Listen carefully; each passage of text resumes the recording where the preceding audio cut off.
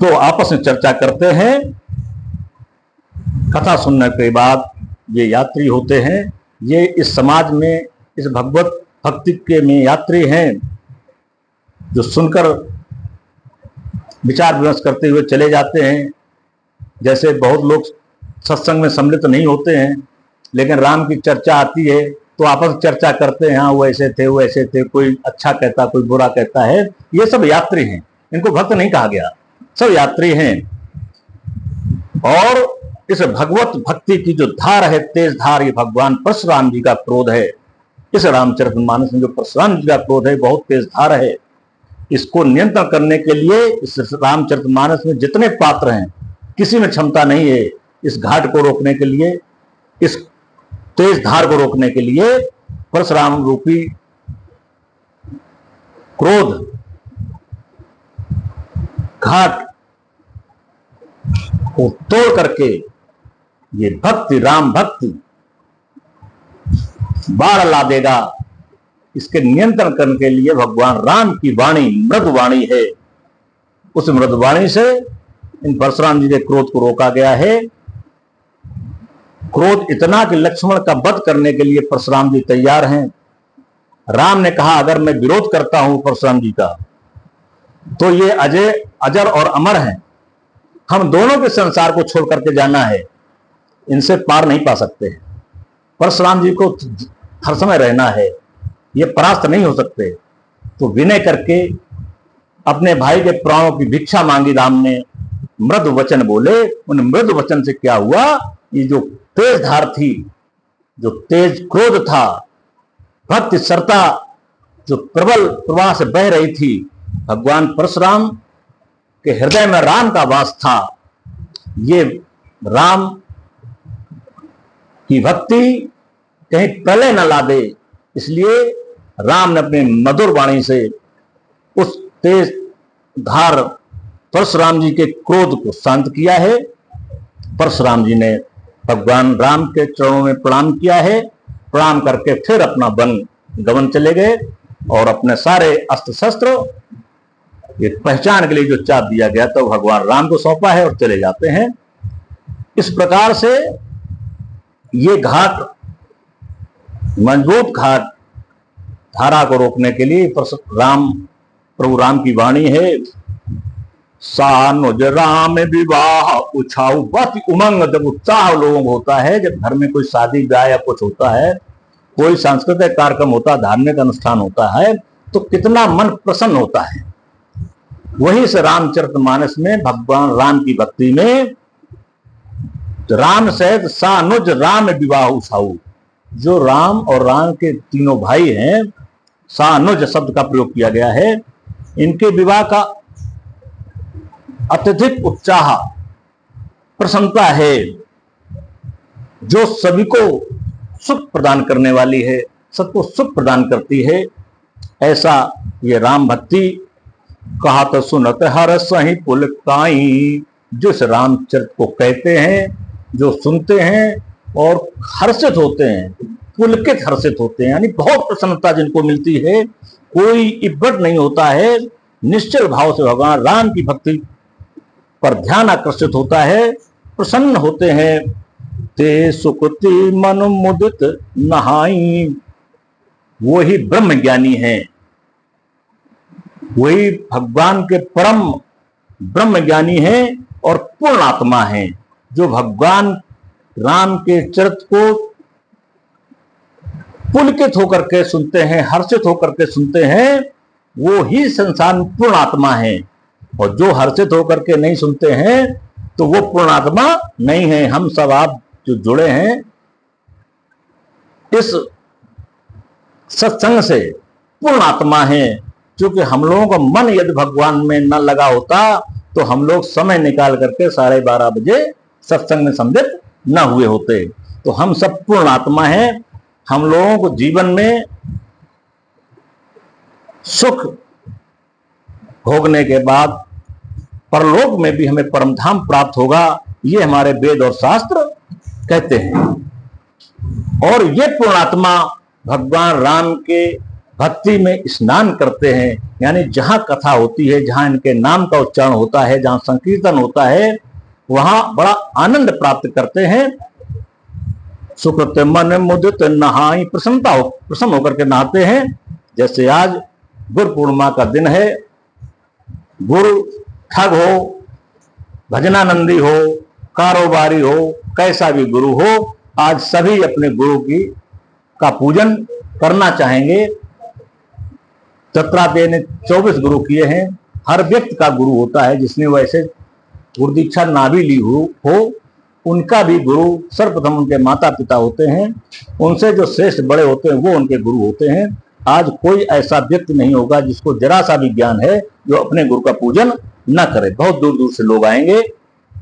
ऐसा ये राम भक्ति का प्रभाव है। राम भक्ति में सब डूबे हुए हैं। सुसंस्कृत मानवता है, मर्यादाएं हैं। राम तिलक हित मंगल साजा, जिसमें रास तिलक हो रहा है। कितना सुंदर समाज सजा हुआ है। लोग उत्साहित हैं, आज हमारे भगवान राम का रास तिलक होना है।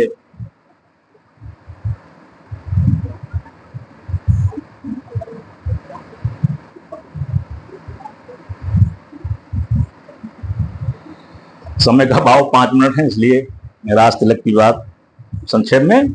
राम का जो रास तिलक है, मंगल साज, बहुत ही सुंदर सुंदर गान बजाने सब तैयार हैं, सज धज रहे हैं। मंगल साजा और पर्व जोग जन जुड़े समाज, पर्व है। रास तिलक पर्व है। आज का रास तिलक चुनाव है। कितना बड़ा अंतर है। वो रास तिलक पर्व है। मानस में लिखा है, पर्व जोग जनो जुड़े समाज, पर्व है। पर्व में सारे समाज के लोग जुड़े हुए हैं। भगवान राम का रास तिलक होने वाला है। रास तिलक की पूरी सारी तैयारी हो चुकी है। और काई कुमत कैकेयी केरी, उसमें कैकेयी का जो रोल आया है वो काई है। रास तिलक की सारी तैयारी है, सब प्रसन्न है, पर्व मनाया जा रहा है। लेकिन काई कुमत कैकेयी केरी, कैकेयी का जो चरित्र है, कैकेयी ने जो 2 वरदान मांग लिए, भरत को राज्याभिषेक और राम को वनवास, 14 वर्ष का वनवास, ये काई है। जिससे जब घाट पर आप जाएं और सीढ़ी से ना जाएं नहाने, साइड से घाट से आप जाएं और काई लगी होगी, जब भक्ति भाव की सरता बह रही है, और यहां सरता नहीं कहा गया, सरता सरोवर में बताई गई है। सरोवर भरा हुआ, सरोवर बहता नहीं है, तो वहां पानी स्थिर होता है, भक्ति स्थिर है। और वहां जो कुमत के लोग हैं, जिनकी मति कुमत है, अच्छी नहीं है, वो जहां जहां समाज में बैठे होंगे वहां भक्तों को कष्ट ही मिलेगा, सज्जनों को कष्ट मिलेगा। तो इस समाज में, इस सरोवर में कैकेयी भी बैठी है। और कैकेयी का मतलब काई, जहां ये दुष्ट लोग होते हैं उसे काई बोला है हमारे मानस में। राम तिलक हित मंगल साजा और पर्व जोग जनो जुड़े समाजा, पर्व है भगवान राम का रास तिलक, जिसमें सभी उत्साहित हैं। और उस उत्साह में जैसे कोई भी बढ़िया कार्यक्रम आप कराएं तो अपवाद स्वरूप कुछ ना कुछ दुष्ट प्रकृति के लोग होते ही हैं, वो भी उस समाज में होते हैं। तो ऐसे उस समाज में है कौन? उस काई कुमत कैकेयी केरी, काई लगी हुई है, उसका नाम है कैकेयी। और केरी का मतलब उसका चरित्र है। अगर वो शांति से भी बैठी रहती तो काई का प्रभाव, कोई फिसल कर न गिरता, किसी को कष्ट न मिलता। तो कैकेयी ने जो वरदान 2 मांग लिए, उससे बड़ा कष्ट हुआ। यहां तक कि सारी प्रजा तो दुखी हुई, दशरथ को अपने प्राण त्यागने पड़ गए। राम को वनवास हुआ, राम के साथ सीता और लक्ष्मण को भी वन भोगना पड़ा। लक्ष्मण की जो पत्नी उर्मिला को भी वही पति त्याग करना पड़ा। शत्रुघ्न सुकृति को भी पत्नी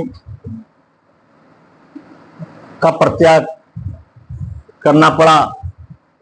भरत और मांडवी को भी पत्नी के संबंधों का परित्याग करना पड़ा।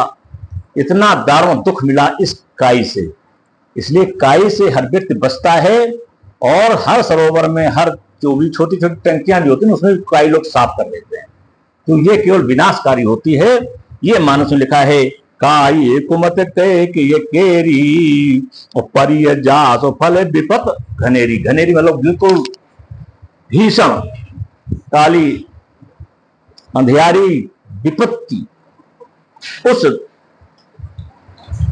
रामचरितमानस सुंदर सरोवर में भक्त में गांव दुख मिल गया, कष्ट मिल गया, विपत्ति आ गई केवल काई के कारण। इसलिए दुष्ट जनों से लोग थोड़ा दूर रहते हैं, बचने का प्रयास करते हैं। जो भी दुष्ट जनों की संगत करता है उसको इस प्रभाव से